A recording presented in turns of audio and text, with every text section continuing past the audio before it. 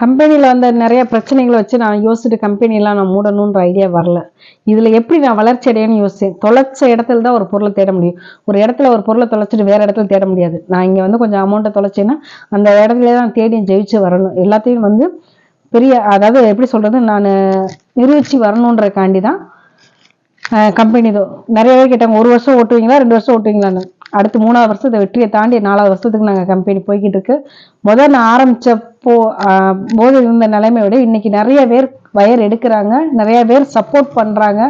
என்னோட வயருக்கு நிறைய பேர் வெளியே ரெக்கமெண்ட் பண்றாங்க. வயர் நல்லா இருக்கு, ஒரு தடவை பாலா வயர் வாங்கினா அடுத்து வேற எங்கேயும் வாங்க பிடிக்காது, அந்த அளவு ஸ்மூத்தா இருக்கு, வயர் நல்லா இருக்குன்ற சர்டிபிகேட் நிறைய கொடுத்துருக்காங்க. கூடைகளுக்கு நல்ல ஆர்டர் தராங்க. அதாவது என்னால் ஆர்டர் செய்ய முடியலன்னு நானாக ரிஜெக்ட் பண்றேன். அந்த அளவு ஆர்டர் தாங்க. ஏன் நான் வெளியில வந்து என் டீமை தாண்டி வெளியில ஆர்டர் தராதுன்னு சொல்லி நிறைய பேருக்கு அந்த மாதிரி வெளியில ஆர்டர் கொடுத்து அவங்க கூடைகளை அனுப்பி அதனால பேர் கெட்டு போனது. அவங்க பண்ண ஒரு சில தப்புனால எங்க டீம் கெட்ட பேராச்சு. அதனால என் டீமுக்குள்ள பின்ற சகோதரிகளுக்கு மட்டும் நான் வேலையை முடிச்சு அதுக்கு பிறகு வெளியில ஆளுகளுக்கு நான் வேலை வாய்ப்பு தரல. அதே மாதிரி நிறைய கேள்வி, அதாவது நிறைய கேட்ட கேள்விகளுக்கு பதில் தான் இது. உங்களுக்கு பின்னாடி சேனல் ஆரம்பிச்சவங்களா இன்னைக்கு சப்ஸ்கிரைப் நிறைய வச்சிருக்காங்க, நிறைய வீடியோ போடுறாங்க. நீங்க வீடியோ சரியா போட மாட்டேங்கிறீங்க, சப்ஸ்கிரைப் கூட இல்லைன்னு வருத்தம் இல்லையான்னு கேட்குறீங்க. அப்படிலாம் நான் நினைக்கலங்க. வயர்கூடை வியாபாரம்னு ஆரம்பிச்சு நான் சேனல் ஆரம்பிக்கும் நல்லா கவனிச்சு பாருங்க.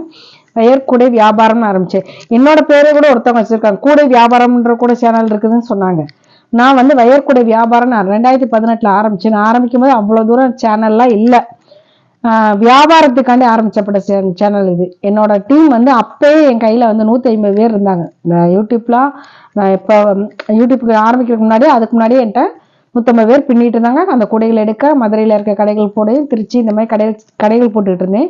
அப்போ வியாபாரம்னு ஆரம்பிக்கும் போது எங்களுக்கு வந்து ஒரு நல்ல ஒரு ஏணிப்படியா இருந்துச்சு யூடியூப் சேனல். அடுத்த ஆர்டர், கொஞ்சம் ஆர்டர், இந்த கூடைக்கு நம்ம 20 ரூபா கூலி கொடுத்த இடத்துல இன்னைக்கு 40 ரூபா கூலி கொடுக்குறோம்னா அந்த ஆர்டருக்கு வர என் டீம்ல இருக்கவங்களும் நான் வளர்ச்சி அடைகிறோம்னோ இல்லையா, என் டீம்ல இருக்கவங்க வளர்ச்சி அடைகிறது ரொம்ப ஒரு பெரிய இதாக தான் வச்சுட்டு இருக்கேன். அதே மாதிரி கூடைகள்ல வந்து விலைகள் எப்படி வைக்கிறீங்கன்னு கேட்குறீங்க. நமக்கு வந்து லோக்கல் கடைகளுக்கு கம்மியான கடைகள்ன்றப்ப நம்மகிட்ட இருந்து வியாபாரிகள் வாங்கும்போது அவங்களுக்கு கம்மியான விலை தான். அப்புறம் வந்து வெளியூர்களுக்கு அனுப்புற கூடைகளுக்கு ஒரு சார்ஜ், அதர் ஸ்டேட்டுகளுக்கெல்லாம் போடுறதுல நார்மலான ரேட்ல தான் நம்ம கொடுக்குறோம். ரொம்ப வந்து அதே மாதிரி ரொம்ப கம்மியா தரீங்கன்றீங்க. எங்களுக்கு கட்டுப்படி ஆகிற ரேட்டுக்கு தான் என் டீம்ல பின்ற சகோதரிகள் போக எனக்கு ஒரு கூடைக்கு ஒரு 5 ரூபா 10 ரூபா நின்றா போதும். ரொம்ப பெருசா நம்ம இது பண்ணோம்னா இன்னைக்கு 180 பேர் இன்னைக்கு பின்றாங்க. நான் இப்ப வீடியோ பேசிட்டு இருக்கேன், என்கிட்ட 150 பேர் பின்றாங்க. 150 பேர் எனக்காண்டி வேலை பார்க்குறாங்க. அந்த 150 பேர் வேலை பார்த்தாதான் எனக்கு ஒரு மாசம் 20,000 ரூபா, அந்த 10,000 ரூபாயிலிருந்து 20,000 ரூபா அமௌண்ட் கிடைக்குது எனக்கு. இதுதான் உண்மை. அந்த எல்லாருமே வந்து முயற்சி பண்ணிதான் நாங்க எங்க இதை கொண்டு போயிட்டு இருக்கோம். அதே மாதிரி எங்களுக்கு சேனல் நான் வந்து 3 டைம் எங்களுக்கு அமௌண்ட் வந்திருக்கு. ஒரு 8,000 ரூபாய் இந்த மாதிரி வந்திருக்கு. ஃபர்ஸ்ட் டைம் அந்த அமௌண்ட்டை நாங்க எடுத்துக்கிட்டோம். செகண்ட் டைம் வந்த 2 அமௌண்ட்டையுமே நாங்க வந்து எங்க டீம்ல இருக்கவங்க சின்ன ஒரு அன்பளிப்பு தான் வாங்கி கொடுத்தோம். அதாவது எங்க சேனலை சப்ஸ்கிரைப் பண்ணுங்கன்னு சொல்ற காரணமே வந்து எங்க டீம்ல இருக்கவங்களுக்கு நாங்க ஏதாவது பண்ணணும்னா எங்களோட சொந்த காசை போட்டு எங்களால் பண்ண முடியல. எப்படி சொல்றோம்னா, நான் இன்னைக்கு வந்து வாடகை வீட்டுல தான் இருக்கேங்க. என் கம்பெனியுமே வாடகையில் தான் இருக்கும். நாங்கள் எல்லாமே ரெண்ட்ல தான் இருக்கோம். நீ சொந்தமாக கூட நாங்கள் ஒரு இடம் வாங்கி முயற்சி பண்ணலை, எல்லாமே வாடகையில் தான் இருக்கோம். இப்போ வந்து நான் ஒரு விதை மாதிரி தான் போட்டிருக்கேன். என் பசங்களுக்கு வந்து இந்த கம்பெனி அவங்க ஃபியூச்சருக்கு நல்ல ஒரு சப்போர்ட்டாக இருக்குன்ற நம்புறேன். அதே மாதிரி இந்த சேனலில் நம்ம வீடியோ போட்டதுக்கப்புறம் என்னோட கான்டாக்ட், அதாவது எனக்கு வெளி கான்டாக்ட் நிறைய கிடைச்சிச்சு. இன்னும் யாருக்காவது தெரியுமா, இன்னைக்கு இந்தியாவில் வந்து கூட எக்ஸ்போர்ட் பண்ற கம்பெனி 48 கம்பெனி இருக்குன்னு தெரியுமா? ஆனா எனக்கு தெரியும், 48 கம்பெனியோட நம்பருமே என்கிட்ட இருக்கு. எல்லாருமே வந்து இப்ப இல்லைங்க, 25 வருஷமா கூடைகள் எக்ஸ்போர்ட் பண்ணிட்டு இருக்காங்க. அது யாருக்கும் தெரியுமான்னு தெரியல. 25 வருஷமாக கூடைகள் நம்ம தமிழ்நாட்டுல இருந்து எக்ஸ்போர்ட் பண்றாங்க. இந்த கூடைக்கு வந்து என்னைக்குமே வேல்யூ இருக்கு. இந்த ஜென்ரேஷன் முடிச்சு அடுத்த ஜென்ரேஷனுக்கு போகுமானா கண்டிப்பா போகும். இன்னைக்கு யூடியூப் வந்து சூப்பரா எடுத்து கொடுத்துருக்கு. இன்னைக்கு 10 வயசு பிள்ளை கூட அழகா கூட பின்னுதுங்க, நம்மளை விட ஃபாஸ்டா பண்ணுவாங்க பிள்ளைங்க. அப்படின்றப்ப கண்டிப்பா இது வந்து அழிய போறதுல அழியவே அழியாது, நிரந்தரமா இருக்கு. இப்ப சேனல் ஆரம்பிச்சுட்டு எல்லாம் டீம் ரெடி பண்றாங்க. நான் டீமோட தான் இந்த சேனலே ஆரம்பிச்சேன்.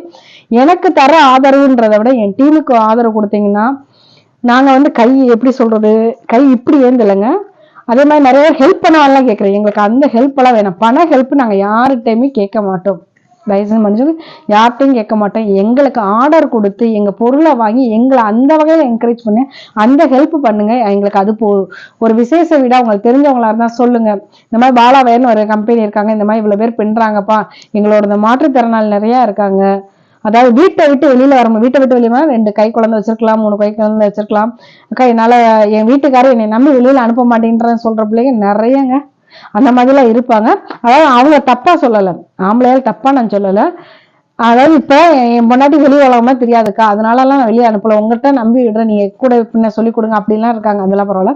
இன்னொரு விஷயம் சொல்றேன், இந்த வருமானத்துல படிச்சு முன்னேறின பிள்ளைங்க எங்க கிட்ட வேலை பார்த்து 2 பிள்ளைங்க சூப்பர் நல்ல பொசிஷன் போயிருக்காங்க. 6வதுல இருந்து மாலதின்னு ஒரு பொண்ணு 6வதுல இருந்து எனக்கு கூட பின்னா இன்னைக்கு ஐஏஎஸ் எக்ஸாம்ல கொஞ்சம் மார்க் கம்மியா போச்சு. அந்த அளவு படிச்சு சூப்பரா வந்திருக்க. காலையில ஸ்கூலுக்கு போயிட்டு வர, சாயங்காலம் கூட பின்னுவா, கைவிடி போடுவா, சனி ஞாயிறு கூட பின்னுவா, கைவிடி போடுவா, சூப்பர். அவளுக்கு நான் கொடுத்த ஒரு வருமானத்தை படிப்புக்கு முழுக்க முழுக்க செலவு பண்ணி நல்ல ஒரு கிராஜுவேட் சூப்பரான ஒரு பொசிஷன்ல இருக்கான். அதே மாதிரிதான் பரத்ன்ற ஒரு பையன் இருக்கான். அவனுமே 6th இருந்து என்கிட்ட கூட பின்னா ஆம்பளை பையன் தாங்க. இன்னைக்கு பிஇ முடிச்சுட்டு பெங்களூர்ல ஒர்க் பண்றேன். அவனுக்கு இப்பயுமே என்கிட்ட சொல்றான், அக்கா நீங்க சின்ன உதவிதான், ஆனா எனக்கு அது பெரிய சப்போர்ட்டா இருந்துச்சு அப்படின்னு. அத மாதிரி இந்த தொழில் பண்ணி முன்னேறவங்களும் இருக்காங்க. அதனால நம்ம இதுல என்ன வருமானம்ன்றது நினைக்க வேணாம், நம்ம எடுத்துக்கிற விதம் தான். இன்னைக்கு 10,000 ஒரு வீட்டுக்கார வருமானம், சம்பளம் வாங்குற ஒரு குடும்பத்துக்கு அந்த ஹவுஸ் ஒய்ஃப் ஒரு 1000 ரூபாய் கூட பின்னி கொடுத்தாங்கன்னா அது வருமானமா? வருமானம் இல்லையா? வருமானம் தான். அவங்க சும்மா இருக்கிறதுக்கு அவங்களா முடிஞ்ச ஒரு 1000 ரூபாய் வீட்டுக்காரருக்கு ஹெல்ப் பண்ணுங்க. அந்த குடும்பம் ஒரு வருஷத்துக்கு எவ்வளவு ஆச்சுங்க? 12,000 ரூபாய். அது ஒரு சேமிப்பா வச்சுக்கலாம், ஒரு செலவுக்கு வச்சுக்கலாம்.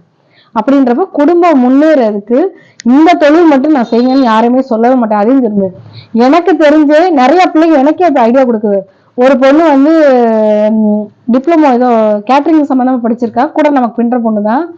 பின்னிட்டு இருந்தா இப்ப பின்னல என்னடா அப்படின்னு கேட்டோம்னா, அக்கா நான் அங்கங்க பெரிய பெரிய டாக்டர் வீட்டுல எல்லாம் போய் பேசி அவங்களுக்கு எல்லாம் நான் சமைச்சு கொடுக்குறேன், கேரியர்ல சாப்பாடு கொண்டு போய் கொடுத்துறேன். ஒரு வீட்டுக்கு 3000 மணிக்க இப்ப என்கிட்ட 7 டாக்டர் வீட்டுல சாப்பாடு வாங்கி சாப்பிட்றாங்க, மதியானம் லஞ்ச் மட்டும்தான்.